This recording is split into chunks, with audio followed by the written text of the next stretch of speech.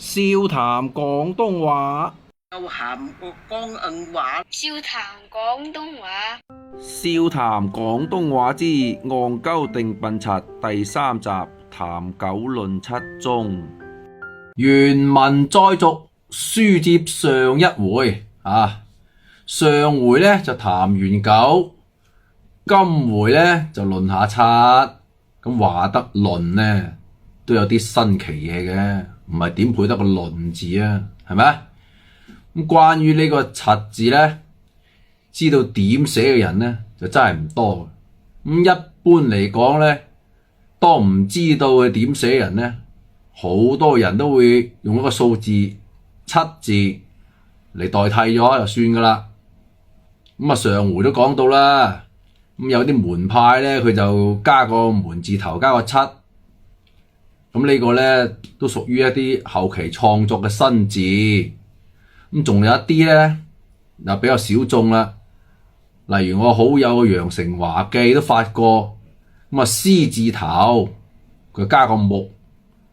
咁普通話嘅拼音咧就讀出咁咧佢就誤打誤撞就認為係啦，認為個出音就係廣州話嘅柒音啦。咁睇翻呢個字咧，佢解釋就為駱絲車個搖把車嘅把。咁之後咧就泛指一啲容器嘅把手例如呢啲咁嘅把手咁雖然咧佢普通話個音就似，但係咧佢意義咧就係難以服眾嘅咁咧跟隨佢用嘅人咧，跟隨用者咧亦甚少也。咁本人咧今日亦唔賣關子，咁認為個柒字嘅正字咧就係獅字頭加個旨意嘅旨咁有記錄解釋咧，佢係男性嘅外生殖器，係嘛？咁其中咧，古代有個黃漢嘅《乜春語》入邊寫柒，今人通為前音曰柒巴佢個鄉下赤子正音，佢哋就叫柒兒，咁正作柒字，咁熟人咧就嗌鳩，即係將呢個生殖器叫做鳩就有咁嘅一說。咁咧我肯定以包拗頸嘅方式就發表我第一個理論㗎，因為普通話嘅 xi 喺廣東話都可以讀成 hai 啦，係咪？咁點解嗰個 ji 咧就唔可以讀成七咧？係嘛？咁評論區又肯定有人屌我嘅，而且係取關我嘅。咁咧我就俾出今日第二個材料但係呢個咧睇得懂呢個材料嘅咧，咁要求呢個讀者嘅文化水平咧就有高少少咁多先可以睇得明咁為咗區分我同啲字典黨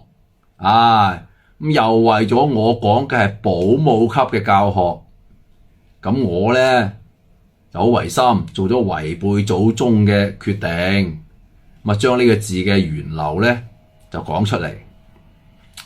咁時間轉到3000年打上此時個鳩字咧，嗰啲人咧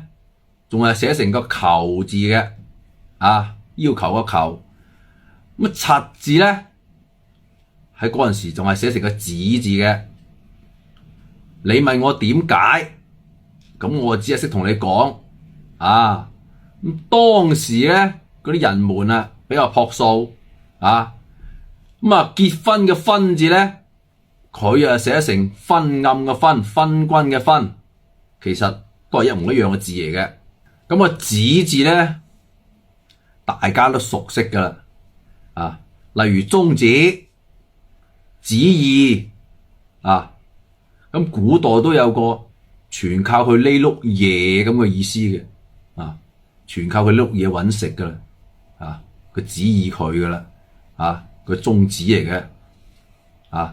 咁廣州話咁樣講啊，大家都明㗎。咁子呢個讀音咧喺中古先秦，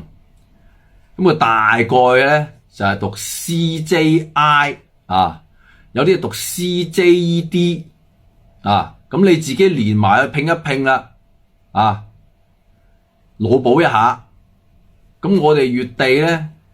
最早嚟嘅係咩人啊？即係除咗當時嘅一啲粵人之外，就係秦人。咁你又話係咪真係有咁啱又得咁巧？秦朝就將嗰啲語音啊傳咗落嚟我哋粵地咧？啊，咁咧聰明嘅人都會 get 到我講到咩㗎啦，啊，因為咧呢個普通話嘅字，佢喺全國各地其他地區咧都廣為流行，啊，即係等於我哋而家講嘅鳩鳩柒柒啊，咁佢哋都係有講嘅，只不過係發音大家有少少唔同啫，啊，咁講到嚟呢度咧，如果明嗰啲人咧，佢就會有一種眾裏尋他千百度，驀然回首，那人卻在燈火闌珊處咁嘅感覺噶啦，啊，咁最令人痛心嘅係咧，喺好多粵語作品入邊咧，個作者明明咧個口係噏蟹，個字幕咧就打咗呢個柒字，咁啊將柒當蟹，真係不禁令我好唏噓。欲知後事如何，請聽下回分解。